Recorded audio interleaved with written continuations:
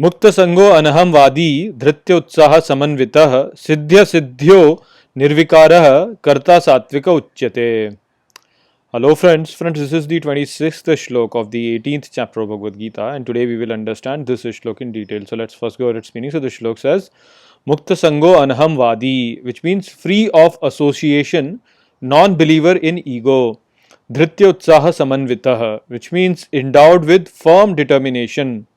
Siddhya siddhyo nirvikarah, which means unaffected by success and failure. Karta satwika uchyate, which means such a doer is called satwik.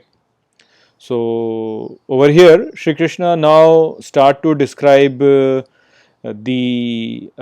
doer in itself, and he starts to now describe the effect of the three modes of nature on the doer. So he starts off with the satwik doer and mentions that the satwik doer is the one who is free of association.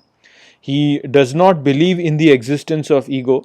He is endowed with firm determination, and he is unaffected by success and failure in the action. So if you see such characteristics in a person, then understand that such a person is a satwik actor. He is acting under the mode of the satwik gun or satwik quality. So we have already understood that satwik nature is the nature of goodness, and the goodness by here we mean is something which brings welfare of all, which is something which creates the greatest good in this world. And the greatest good in this world can be done by a person who is not inspired by his ego in itself, because his ego basically is something which does not have the complete knowledge, and so ego gets fascinated by a lot of aspects of this world. It gets attracted towards the world, and when it gets attracted towards the world, its judgment basically gets clouded by those things. While if the ego is declined, if we assume that there is no ego, then the Lord which is sitting inside our heart, he comes forth and he starts speaking to us.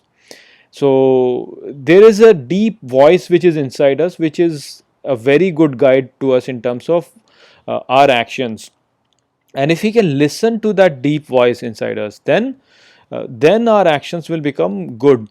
And so when a person drops the ego and starts listening to that deep voice which is coming from inside his heart itself, which is telling him to do something, then such an action will be something which will be performed free from association, because the person will then not say, oh, I am the doer, because he is not really trying to use his intellect to come up with the decision. He is listening to the voice which is the voice of his heart, and so he then says that I am not the doer, it's the Lord who is acting through me. I am just a tool in his hand. So then such an action becomes free of association. The person is not saying that I am doing it. The person says that the Lord is making me do it by speaking to me in my heart.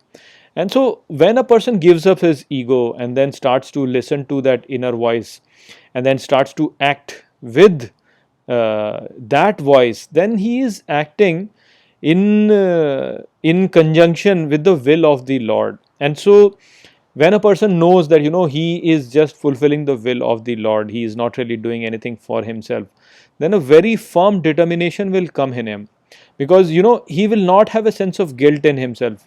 He'll be quite comfortable in his heart that what he is doing is the right thing. And so a very strong determination will come in him, and he will not have the fear of acting.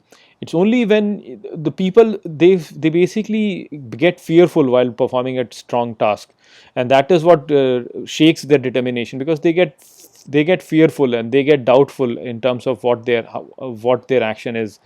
And this thing will not arise in a person who is listening to his heart, because he knows that he is just fulfilling the divine will, and he has a very strong conviction that whatever he is doing, that action is doing good in this world. And even if it is successful, or even if it is failing, that doesn't really matter, because it's coming from that divine source from the back. And so such a person is not affected by the success and failure of his action. He has a very strong determination that whatever he is doing good, and he is not the doer in itself, it's the Lord who is acting through him. So such a way of acting is the optimal way of acting, which creates the well-being not just of the self but also of all the people. And therefore this way of action is in the mode of goodness, and a person who follows this is a satwik actor or a satwik doer. So that was the message of this shlok. I hope that I have explained this shlok well to you. With that, I'll close this video. I'll see you in the next video. Take care.